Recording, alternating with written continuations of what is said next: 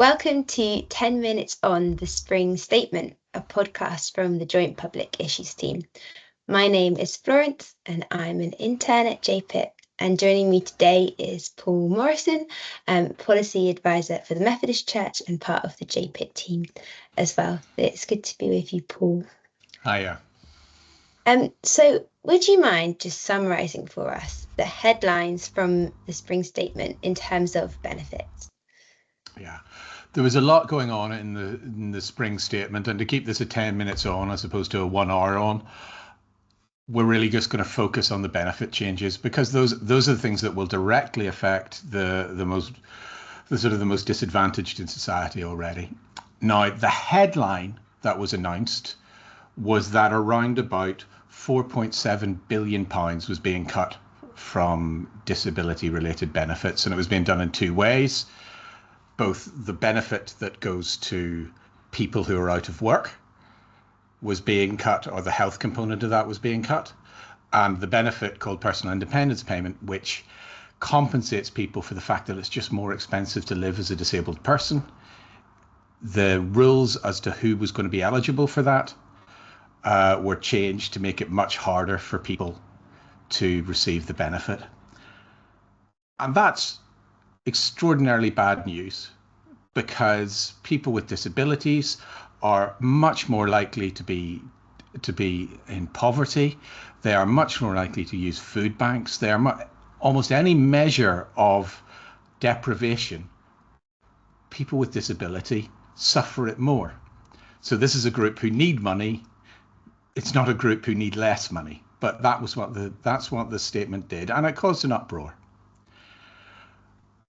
But what seems to have happened is that 4.7 billion, which would put it at one of the top 10 disability cuts of this decade, and this has been a decade with lots of welfare cuts, but that number is really been massaged to look much lower than it really is. In reality, this is a cut nearer £10 billion, which puts it in the top 2 to 3 benefit cuts of this decade. That's helpful. It's hard to get your head around numbers like that and what that actually means. So yeah, I guess what are your initial reactions on what that means? So the Office of Budget Responsibility is saying that 1.5 million people will lose their eligibility to personal independence payment. So when I think of 1.5 million people, I'm from Northern Ireland. That's basically the population of Northern Ireland. That's the sort of scale of the number of people who will be losing, who will be losing benefit. And that's almost half of the people who go through the assessment process. In fact, over half of the people who go through the assessment and currently get benefit under the new rules won't get benefit. And that the way it's done is the assessment is such that you say the things that you are able to do and the things that you have difficulty doing, and there's a number of categories, and you must score 4 points in one category now, as opposed to having lots of points but in a widespread number of categories. So you've got to have one thing that is very wrong. So to give you just an indication, when you look through the descriptors, things like not being able to get your trousers on gets you 2 points. Things like not being able to go to the toilet unattended gets you 2 points. So you can imagine in all of these categories, to get to 4 points, it is going to be a severe limitation on day-to-day life that gets you there.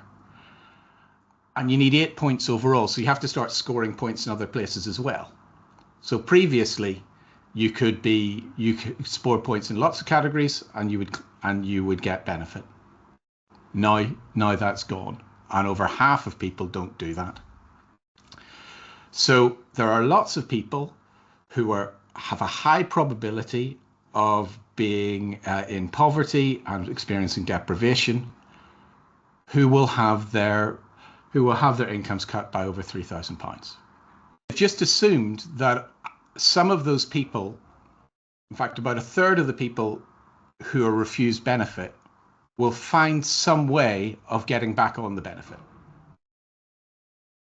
They might reapply, or they might try very hard to score more points in one of those categories. Assessors might start to become more lenient. These are all possibilities, but frankly, the difference between 2 and 4 points is big and is really difficult to reach. And the people I've been talking to who've gone through this process are telling me the idea that a large number of people can suddenly find 2 more points in order to get onto this benefit seems far-fetched. If you don't believe all of these people are going to magically get extra points and demonstrate that they've got more disability than they currently are demonstrating, then the cut goes from 4.7 to 7.9 billion. But just to go even more sort of statistical and wonky on our poor listeners, what the government has also done is they've cancelled a cut from that was in place from the last government, and they've credited themselves with that money, which is fair enough. But that 7.9 billion is the amount cut more than would have been cut under the last government. So you can add that cut to the 7.9 billion to get the amount that is actually being taken away, which gets you to about 9.1 billion. That's a huge cost.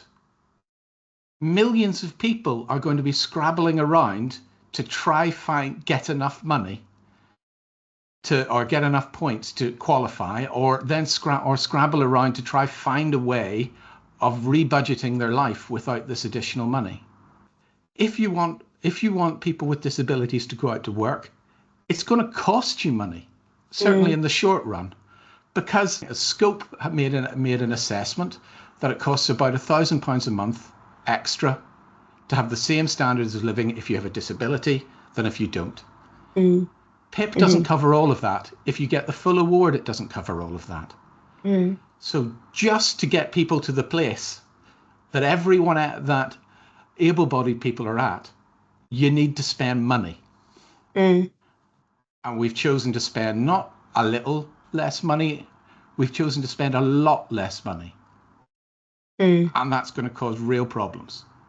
I think it's really helpful to hear you unpacking those numbers. I'm definitely going to need to listen to this again to get my head around it. But I think, that headline that actually this is more money than the government are making it out, and also that this is more people going into poverty than they are announcing. They announced that it was going to be 250,000 people who will be impacted by these changes to disability benefits, putting them into poverty. But you mentioned that was going to be more like 400,000.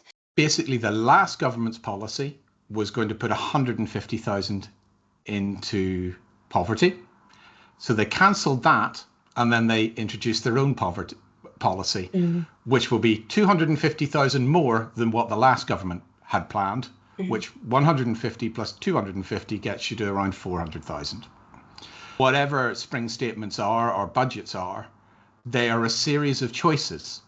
They're often constrained by lots of other factors, but we are choosing when we think that money is straight, money is tight. We are making the choice to take money away from the poorest. We've talked about how the government is trying to basically save money from from these benefit cuts. Why is that the place that they're going? Why are they hesitant to increase tax on corporations, tax on the wealthiest?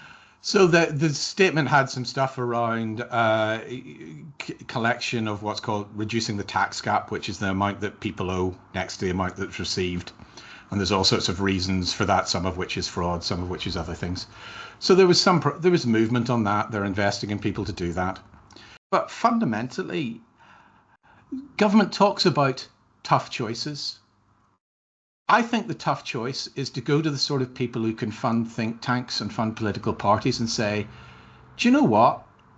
I think you're benefiting a great deal from this society, and that means you have to pay in a bit more.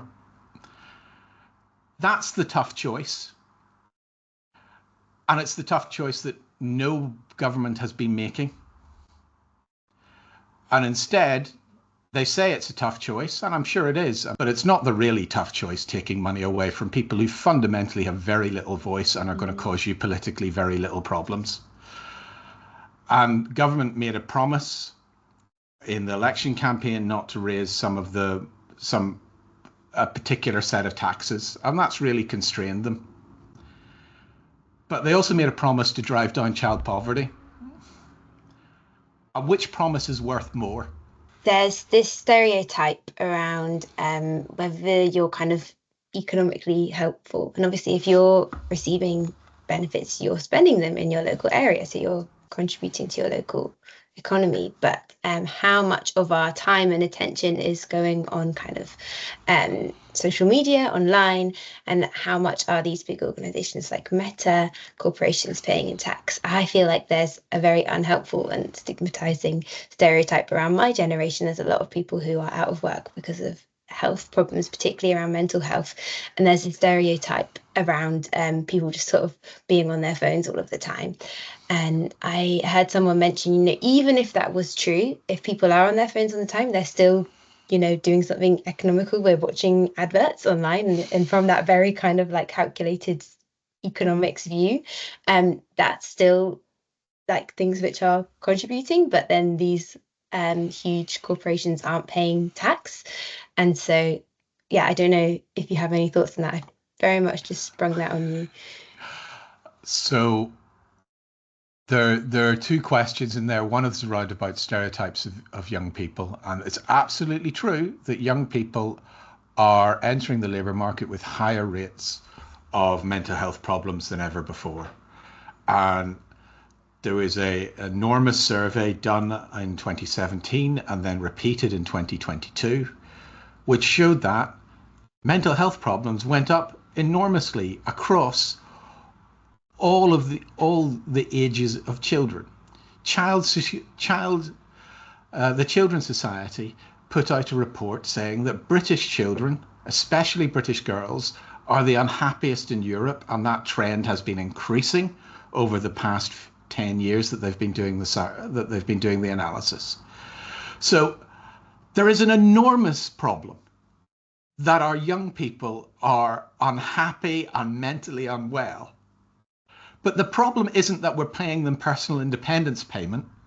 The problem is that they need personal independence payment, and that something about the way our society operates is creating unhealthy children and that's on us, not on children. So as a way of cutting benefits, you can just, as has been done, their entitlements just been stripped away. That solves the problem, if your problem is the money. It absolutely doesn't solve the problem if the problem is we want our children to thrive. In fact, it makes that problem worse.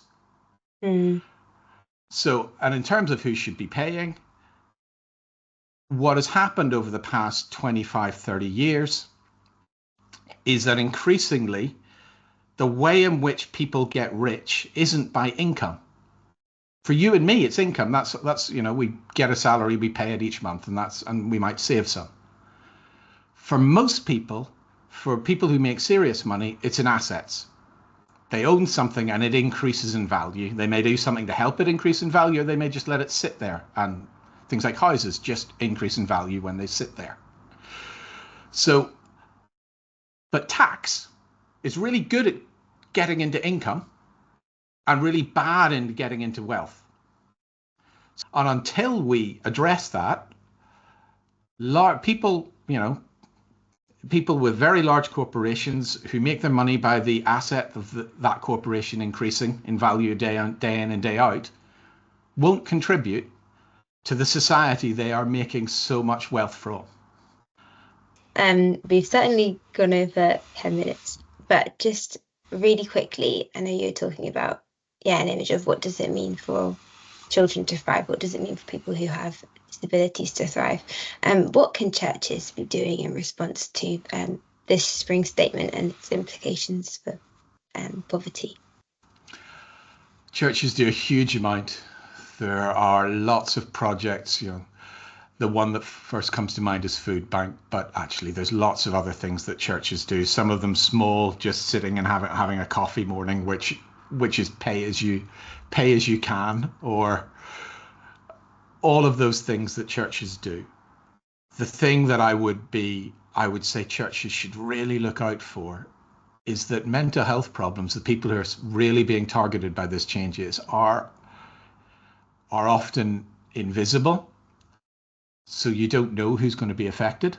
You may not know that, and often are quite stigmatized and shaming, especially in older people.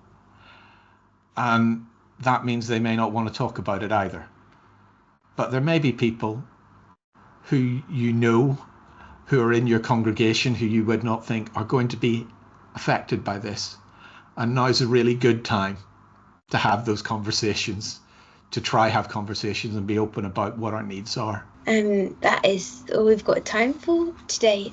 So thank you so much for listening. For more from the Joint Public Issues team, do go to our website at jpit.uk. That's jpit.uk. If you've enjoyed this podcast, please share it around. Thank you for listening. Thank you.